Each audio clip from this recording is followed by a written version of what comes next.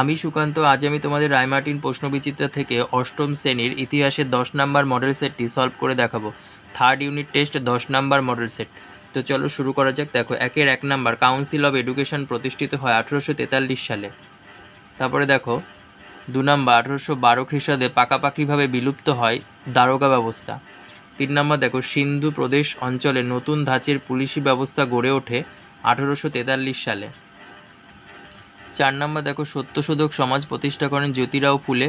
5 নম্বর, 1857 মহাবিদ্রোহের সময় এক গ্রাম থেকে অন্য গ্রামে খবর দেওয়া নেওয়ার মাধ্যম ছিল রুটি। তারপরে দেখো, আর্য সমাজ প্রতিষ্ঠিত 1875 সালে। তারপরে দেখো, কংগ্রেসের প্রথম অধিবেশনে বেশিরভাগ প্রতিনিধি যোগ দিয়েছিল বাংলা থেকে।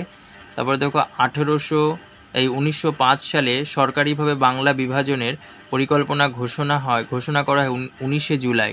খিলাফত কমিটি গঠিত হয় 1919 সালে। তাম্রলিপ্ত জাতীয় সরকার প্রতিষ্ঠা করেন সতীশচন্দ্র সামন্ত।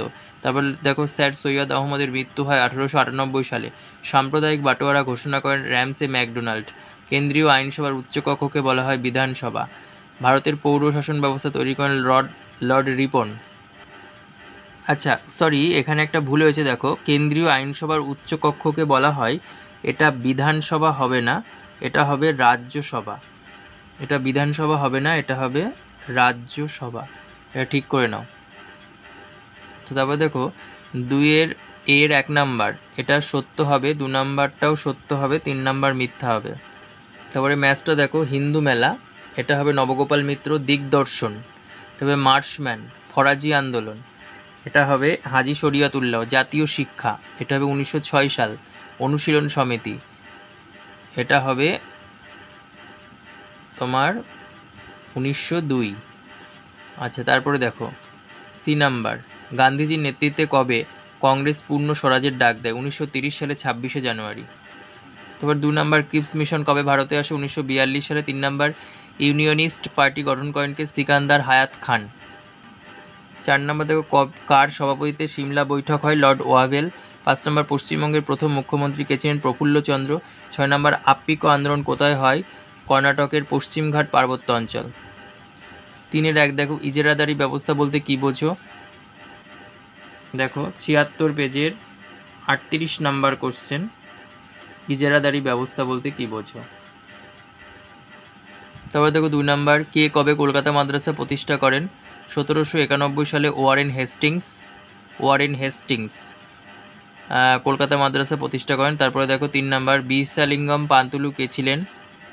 দেখো 164 পেজের 27 নাম্বার কোশ্চেন, বিরসালিঙ্গম পান্তুলু, এটা পড়বে। তারপরে দেখো, ইংরেজি শিখলে কী কী সুবিধা হবে বলে ভারতীয়রা মনে করেছিল? দেখো 160 পেজের 4 নাম্বার কোশ্চেন।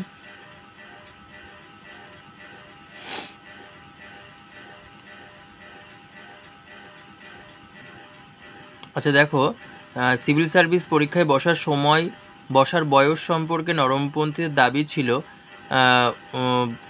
সিভিল সার্ভিস পরীক্ষায় বসার বয়স সীমা 23 বছর করতে হবে।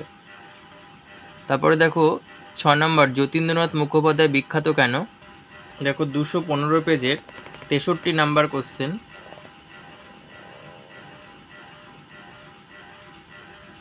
তো কারা কোথায় আজাদিন ফৌজ তৈরি করেছিল? দেখো এই প্যারাটা পড়লেই বুঝতে পারবে। তবে দেখো 8 নম্বর, কাকোরি ষড়যন্ত্র মামলা কবে হয় এবং এই মামলায় কাদের ফাঁসি হয়? এখান থেকে পড়বে 256 পেজের 37 নাম্বার কোশ্চেন। তবে দেখো, কবে কোন অধিবেশনে মুসলিম লীগ পাকিস্তান প্রস্তাব গ্রহণ করেছিল? দেখো এটা পড়বে।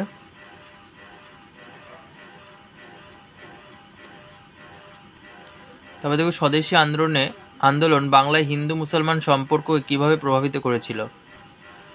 দেখো 283 পেজের 4 নাম্বার কোশ্চেন, এটা পড়বে। তারপরে দেখো, ভারতের রাষ্ট্রপতি পদপ্রার্থীকে কী কী যোগ্যতার অধিকারী হতে হয়? 320 পেজের 16 নাম্বার কোশ্চেন।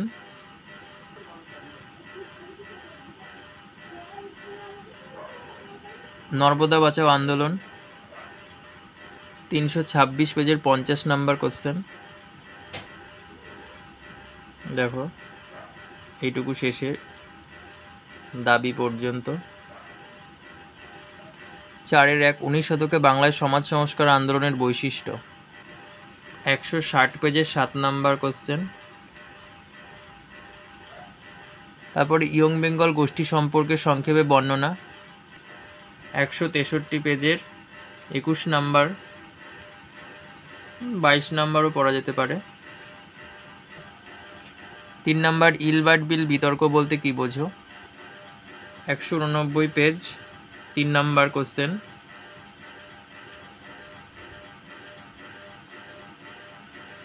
দেখে নাও। তারপরে অর্থনৈতিক জাতীয়তাবাদ বলতে কি বোঝো, এটা পড়বে 209 পেজ অর্থনৈতিক জাতীয়তাবাদ। তারপরে দেখো অলিন্দ অভিযান কি, এখান থেকে পড়বে 256 পেজে পেয়ে যাবে 38 নম্বর কোশ্চেন।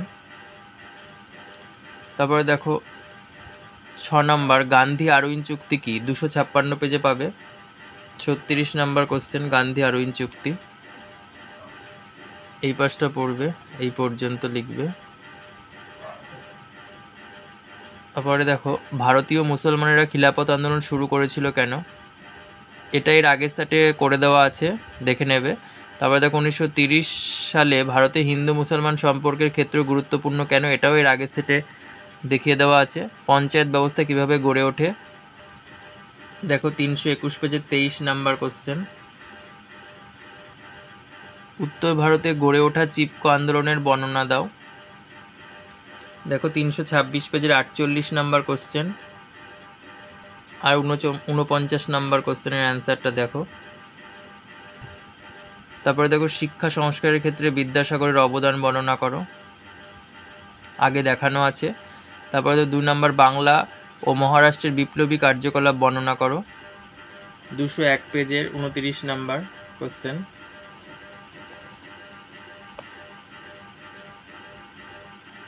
এই পাশে এগুলো দেখবে,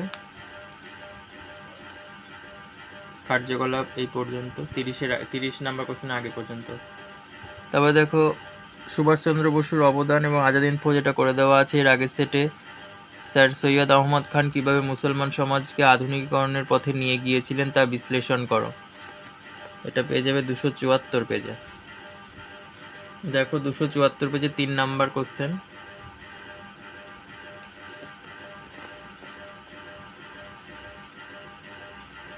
রাজনৈতিক সংস্কার এই প্যারাটা। তারপরে দেখো 5 নম্বর ভারতের প্রধানমন্ত্রী ও রাজ্যের মুখ্যমন্ত্রীর কাজকর্ম বিষয়ে আলোচনা করো, দেখো 307 পেজের 9 নম্বর কোশ্চেন। দেখো